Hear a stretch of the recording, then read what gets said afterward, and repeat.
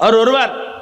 ஹிந்தி கிளாஸ்லாம் யாரெல்லாம் உங்களுக்கு ஹிந்தி யாருக்கெல்லாம் பிடிக்கலான்னு கேட்பார். ஹிந்தி பண்ணிட்டு எங்களை, நான் அமலநாதன் ஒருத்தர், கொங்கநாட்டான்னு ஒருத்தர், ஒரு 4 பேர் நாங்கள் மட்டும் ஹிந்தி வேணான்னு கை தூக்குவோம். உடனே என்ன சொல்லுவார் இந்த அசோத்தாச்சாரி, எல்லாம் பெஞ்சு மேலே ஏறி நில்லுங்கன்னுவார். ஒரு நாளைக்கு பெஞ்சு மேலே ஏறி நிற்க சொல்லுவார். நாங்கள் பெஞ்சு மேலே நிற்போம். ஏன்னா வாரத்துக்கு 3 கிளாஸ் தான் அது ஹிந்தி கிளாஸ். அப்போல்லாம் பெஞ்சு மேலே நிற்போம். அடுத்த வாரம் வருவார். ஹிந்தி யாருக்கெல்லாம் பிடிக்காது, யாரெல்லாம் படிக்க மாட்டேங்கன்னுவார். அதே 4 நாங்கள் எழுந்து கையை தூக்குவோம். போய் வெயிலில் போய் நில்லுன்னுவார். 45 நிமிஷம் வெயிலில் நிற்போம். 45 நிமிஷம் வெயிலில் நிற்போம். 45 நிமிஷம் பெஞ்சு மேல் நிற்போம். 45 நிமிஷம் முட்டி போட்டு நின்றுவார். அவர் முட்டி போட்டு நிற்போம். எதுக்கு நான் சொல்கிறேன்னா, நிலைமை என்னன்னா, விருப்பப்பட்டவர்கள் இந்தி பாடம் படிக்கலாம் அப்பொழுது பள்ளிக்கூடத்திலேயே.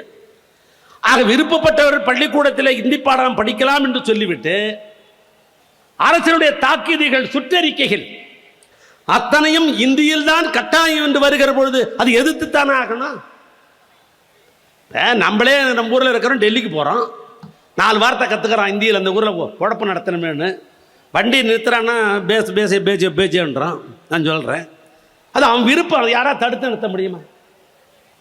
தமிழ்நாட்டிலே புதுக்க வேண்டாம் தான் எங்களுடைய நோக்கம். ஏன்னா எங்களுடைய தமிழுக்கு என்று சொல்லுகிற பொழுது நாங்கள்லாம் 4000 ஆண்டு என்று 2000 ஆண்டு என்று நாம் பேசிக் கொண்டிருந்தோம். தமிழனுடைய வரலாறு 2000 ஆண்டுக்கு முன்னால் தான் எழுதப்பட வேண்டும் என்று நாங்கள் பேசிக் கொண்டிருந்தோம். ஆனால் இன்றைக்கு திராவிட மாடல் ஆட்சியினுடைய நாயகனுடைய தலைமையில் அந்த துறையை சார்ந்த, தொல்லியல் துறையை சார்ந்த நம்முடைய நெஞ்சமெல்லாம் நெருக்கமாக இருக்கிற என்னுடைய அன்பு சகோதரர் தங்கம் என்று சொல்லப்படுகிற அவர் பார்க்குற துறை தான் இந்த தொல்லியல் துறை. நம்முடைய முதலமைச்சருடைய பெருமுயற்சியால், நம்முடைய தங்கத்தினுடைய ஆற்றலால் இன்றைக்கு கீழடியிலும் ஆதிச்சநல்லூரிலும் கொற்கையிலும் அங்கே கண்டெடுக்கப்பட்ட இரும்பு தாது என்கிற இரும்பு பொருள் ஒன்று.